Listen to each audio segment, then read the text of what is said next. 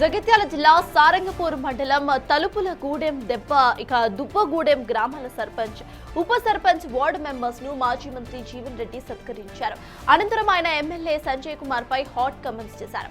కాంగ్రెస్ జెండా పట్టుకుని దశాబ్దాలుగా పోరాటం చేసింది మేమని, పార్టీపై పూర్తి హక్కు మాకే ఉంటుందని స్పష్టం చేశారు. బయట కాంగ్రెస్ అని చెప్పుకోవడానికి భయపడే ఎమ్మెల్యే కేవలం జగిత్యాలలో మాత్రమే కాంగ్రెస్ అని చెప్పుకుంటున్నారని ఎద్దేవా చేశారు. 10 ఏళ్లు అధికారంలో ఉన్న బీఆర్ఎస్ నాయకులు అప్పుడేం అభివృద్ధి చేశారని ప్రశ్నించారు.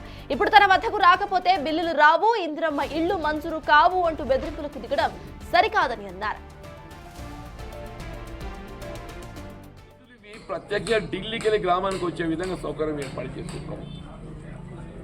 మీరు ఏ పరిస్థితుల్లో మీ గ్రామాల అభివృద్ధి కొరకు మీరు ఎవ్వరికీ సంకోచించవలసినటువంటి అవసరం లేదు. ఎల్లేపి ఏమైపోయిందంటే నడవంతరపోలు బెదిరించేటోళ్ళు మోపాయి. మీరు నా దగ్గర రాకుండా నీ బిల్లు రాదు, ఈ పనులు మంజూరు కావు, ఉన్నారు కొద్దిగా శక్తులు ఉన్నాయి బిడ్డ చెప్పాలి, మీకు ఉన్నమాట చెప్తున్నారు. సరళ నడవంతరం బెదిరించేటోళ్ళు ఉన్నారు. మీరు ఏదైతుందో మా దగ్గర రాకుంటే మీ బిల్లులు రానియలేను, నీ ఇల్లు మంజూరు కానియా, మీ డెవలప్మెంట్ ఎట్లయితుందో. మీరు ఎంత డెవలప్ చేసినా 10 ఏళ్ళు కనబడ్డది కదా టీఆర్ఎస్ వాళ్ళు. ఈ టీఆర్ఎస్ నాయకులు ఇవాళ ఎవరైతే నాయకులు అని చెప్పుకుంటున్నారో వాళ్ళు కొత్తోళ్ళు కాదు కదా. ఓ 10 ఏళ్ళు రాజ్యం చేసినా చేయలేదు వాళ్ళు. ఆ 10 ఏళ్ళు రాజ్యం చేసినప్పుడు ఏది ఇస్తుందో వాళ్ళు ఏమైనా పని చేసిందా? అవుతల్లి 10 ఏళ్ళు రాజ్యం చేసిన వాళ్ళు ఏమైనా చేసిందా అంటున్నాను నేను. ఇవాళ కాంగ్రెస్ పార్టీ వచ్చినాక ఇవన్నీ చేస్తున్నది. నిన్నటిదాకా ఏం శాతగానోడు ఏదైతున్నదో వాళ్ళ వైఫల్యాలు కప్పిపుచ్చుకోవడానికి మన కాంగ్రెస్ సంకల్పం వచ్చేది ఎత్తున్నదో నేను చేత పెద్దరికం అని చెప్పి చెప్పుకోరా ఆయన పెద్దరికం.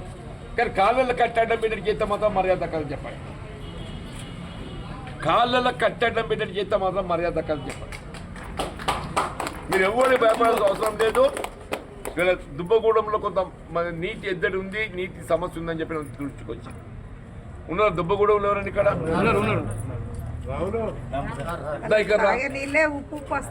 నేను చెప్తున్నా కదా, నీ దుబ్బగూడెం లోపల నీటి ఇబ్బంది ఉందని చెప్పి నా దృష్టికి వచ్చిందా.